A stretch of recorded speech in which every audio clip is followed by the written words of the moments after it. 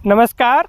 Soybean में बीज जमाव और खड़ी फसल में कीड़े और बीमारियों की समस्या को बीज उपचार से हम काफ़ी हद तक कम कर सकते हैं। लेकिन किसान के दिमाग में अक्सर ये प्रश्न रहता है कि मैं किस केमिकल से बीज उपचारित करूं, किसका कितना रिजल्ट है, कितना खर्चा आएगा, क्या मात्रा लगेगी।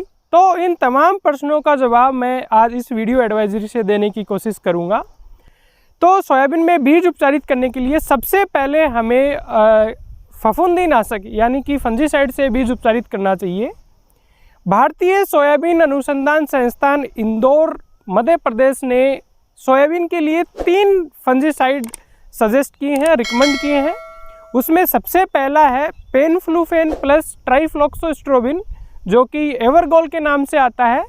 इसकी 1 ml मात्रा प्रति किलो बीज के हिसाब से काम आती है और इसका 100 किलो बीजों पे लगभग 750 रुपये खर्चा आता है। इसके अलावा आपका थायोफिनेट मिथाइल प्लस पायरोक्लोस्ट्रोबिन, जो कि जेलोरा के नाम से आता है, इसकी 2 ml मात्रा प्रति किलो बीज के हिसाब से लगती है और इसका लगभग 650 रुपये प्रति 100 किलो बीजों पे खर्चा आता है। एवरगोल और जेलोरा के अलावा आप कार्बेंडाजिम, जो कि बावस्टिन के नाम से आता है, उसकी 2 ग्राम मात्रा प्रति किलो बीजों के हिसाब से लेकर भी सोयाबीन के बीजों को उपचारित कर सकते हो। एवरगोल, जेलोरा और बावस्टिन, इनमें से किसी एक फंजीसाइड से आपको बीज उपचारित करना है।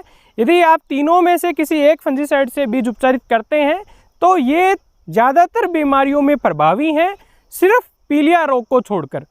पीलिया रोग चूँकि सफ़ेद मक्खी से फैलता है, तो सफ़ेद मक्खी के नियंत्रण के लिए, तना मक्खी के नियंत्रण के लिए या अन्य कीटों को के प्रकोप को कम करने के लिए आपको बीजों को कीटनाशक रसायन से भी उपचारित करना चाहिए। तो आपको सोयाबीन के बीजों को फंजीसाइड से उपचारित करने के बाद में थायोमिथोक्साम 30 FS 5 से 10 ml दवा प्रति किलो बीजों के हिसाब से लेकर उपचारित करना चाहिए। आपका थायोमिथोक्साम का 100 किलो बीजों पे लगभग 500 रुपये का खर्चा आएगा। फंजीसाइड और इंसेक्टिसाइड से बीज उपचारित करने के बाद में यदि उपलब्ध हो तो आपको कल्चर, जिसमें राइजोबियम और PSB कल्चर, इनकी 5-5 ग्राम मात्रा प्रति किलो बीजों के हिसाब से लेकर आपके बीज को उपचारित करना चाहिए।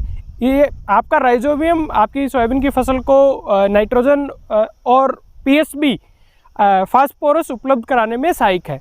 बीज उपचार के दौरान आपको कुछ सावधानियां भी रखनी चाहिए, जैसे कि सबसे पहले आपको फंजीसाइड से उपचारित करना है, फिर आपको इंसेक्टिसाइड से और लास्ट में राइजोबियम या PSB कल्चर से बीज उपचारित करना चाहिए। राइजोबियम और PSB कल्चर आपका ताज़ा होना चाहिए।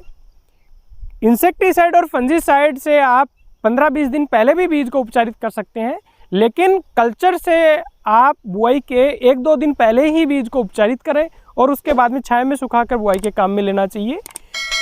एक चीज़ ये है कि आपको बीज उपचार करते टाइम जो अनुशंसित मात्रा है वही काम में लेनी चाहिए और बीज को बहुत ज़्यादा गीला नहीं करना चाहिए, क्योंकि कई बार क्या होता है कि बहुत ज़्यादा अपन बीज को गीला कर देते हैं तो सीड कोट आपका टूट जाता है और उससे आपके जर्मिनेशन पे नेगेटिव इफेक्ट होता है। तो इसके लिए आपको जैसे 1 किलो बीज पे 5 से 10 ml पानी में जो आपका केमिकल अनुशंसित मात्रा है केमिकल की, वो मिला के ही बीज को उपचारित करना चाहिए। तो हम सार रूप में कह सकते हैं कि बीज को सबसे पहले फंजीसाइड, एवरगोल, जेलोरा या कार्बेंडाजिम में से किसी एक से उपचारित करना चाहिए। उसके बाद में इंसेक्टिसाइड, थायोमिथोक्साम से, और लास्ट में यदि ताज़ा कल्चर उपलब्ध हो तो राइजोबियम या PSB कल्चर से बीज को उपचारित करना चाहिए। अमूमन देखा यह जाता है कि किसान फंजीसाइड से बीज उपचारित कर देते हैं, कीटनाशक से नहीं करते हैं, लेकिन हमें कीटनाशक से भी बीज को उपचारित करना चाहिए, क्योंकि पिछले 2-3 सालों में हम देख रहे हैं कि सोयाबीन की JS 9560 वेराइटी में तना मक्खी की काफ़ी समस्या आती है और बाद में अपन रसायन का स्प्रे करते भी रहते हैं, लेकिन उससे वो कंट्रोल नहीं होती। तो तना मक्खी के कंट्रोल के लिए कीटनाशक थायोमिथोक्साम से यदि हम बीज उपचारित करते हैं तो ये काफ़ी प्रभावी है। यदि आप सोयाबीन के बीजों को फंजीसाइड, इंसेक्टिसाइड और कल्चर से उपचारित कर बोते हैं तो आपकी फसल का जमाव अच्छा होगा, फसल में कीड़े और बीमारियां पूरे सीजन में कम आएंगी। नमस्कार, जय हिंद।